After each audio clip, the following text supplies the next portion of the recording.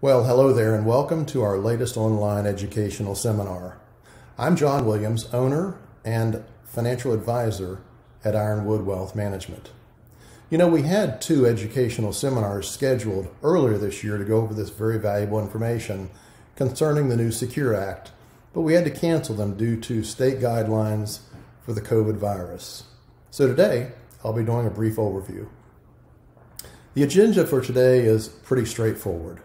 First, I'll share a review of some key changes that have come about from this new Secure Act, which went into effect earlier this year. Then I'll discuss some planning ideas and strategies that you may want to consider. You know, we believe in educating our clients on their choices. Our goal is to give an overview of this fairly complex topic so you have some strong foundational information. But please remember, everyone should look at their specific situation individually. The good news is we are available here to talk with you about the specifics of your situation. And before I get to the presentation, in these unusual times, I'd like to say and remind you that your health is a priority. So please try to stay healthy. And of course, we're all experiencing very challenging and unprecedented times, but I want to paraphrase Gandhi and remind you, it is health that is the real wealth. Also, before I begin, I have always found it useful to remind folks that there are 5 key areas of financial planning. They are preservation planning, retirement planning, tax planning, estate planning, and investment planning. And today's presentation is more so about the Secure Act, which will play more into retirement planning and tax planning and estate planning. But as a comprehensive financial planning firm, we try to consider the impact of any recommendation we make, not just on one of these areas, but always on all of these areas for our clients. You know, this Secure Act contains provisions to try to make it easier for businesses to offer retirement plans and for individuals to save for retirement. But it's also made some very significant changes that will impact existing retirement plans and your existing retirement accounts as well. One of the major changes enacted by the new Secure Act, well, it changed the age that requires the owner of the retirement account to start taking out money, what they call a required minimum distribution, or RMD. The old rules used to say when you turned age 70 and a half, you had to start taking money out. Well, the new rule has changed at age 70 and a half to age 72. Now, not to get too technical, but it's actually April 1st of the year following that year. Also, it was not specifically part of this new act, but I do want to mention something that's very important. RMDs are being waived for the year 2020. So if you're taking money out or planning on taking money out this year just because of the rule, please remember, this year you don't have to. If you don't have to, you might want to skip it and save the tax dollars or at least delay them till somewhere down the road.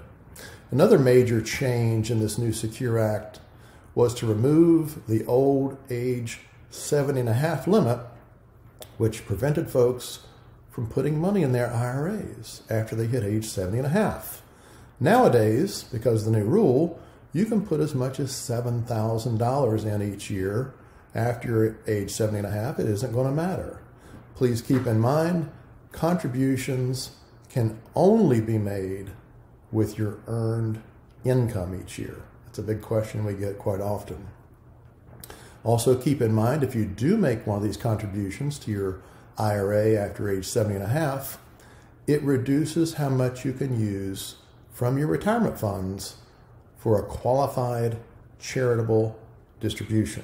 Now, I'm not going to get deep into that today, so if you're considering this new opportunity, please coordinate with us and your tax preparer for the details. Another big change from the Secure Act was to create some new 529 plan rules. That includes the ability to use up to $10,000 in your lifetime to pay for qualified student loan debt. Also, if you had a child or you're adopting a child, the new rules allow you to take out up to $5,000 without the normal penalty that happens if you're under age 59 and a half. Please keep in mind, it's only for the year the child was born or adopted.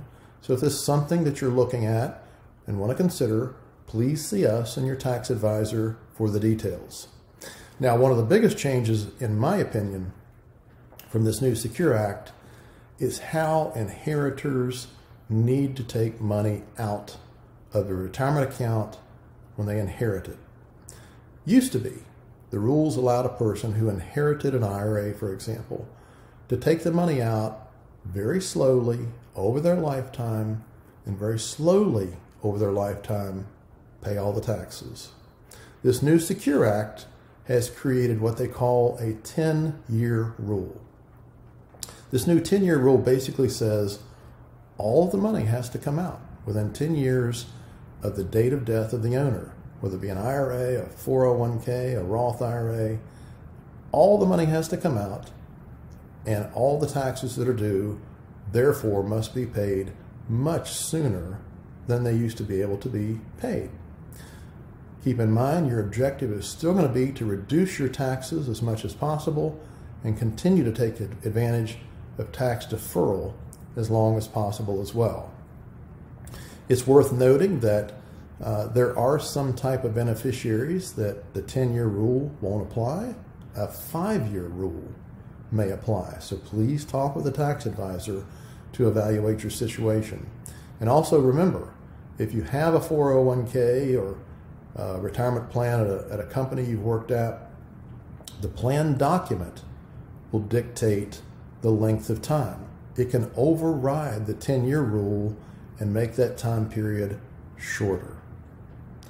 There's also some important exemptions to this 10-year rule. In other words, some beneficiaries will not have to pull the money out in a shorter 10-year time frame. That includes your surviving spouse after you pass away, children under the age of majority, not your grandchildren or any other children, of course, disabled individuals, chronically ill individuals, and importantly, non-spouse beneficiaries who are less than 10 years younger than the IRA owner. For example, think of a brother or sister who might be 7 years younger than you are. At the end of the day, this new 10-year rule reminds us that a proactive approach may be very valuable now that we have these new rules that you need to contend with. To maximize your situation under this new 10-year rule, you might want to consider partial Roth conversions and possibly spreading the distributions over many years and lower tax brackets. A critical area to review because of this new Secure Act is something we call family tax bracket management. Now, logically speaking, if you're in a higher tax bracket than your beneficiary, then it might make sense to let them take the distributions in their lower tax bracket rather than you taking them in your higher tax bracket. On the other hand, if your beneficiaries happen to be in a higher tax bracket, it might make sense for you to take the distributions in your lower tax rate, convert some of that money into a Roth IRA, and leave them an account that still, although has to be taken out in 10 years, will be tax-free to them, and the amount that remains gets to grow tax-free. The first step in that is to compare your marginal tax rate to that of your beneficiaries. Speaking of taxes, let's take a look at taxes for just a moment. But before we do, when we talk to clients about any part of their situation, we always like to consider taxes, since the government's attitude is really pretty simple. Their suggestion is just stop thinking of it as your money, and this will go a lot easier for the both of us. Might sound familiar to you. Back to the taxes.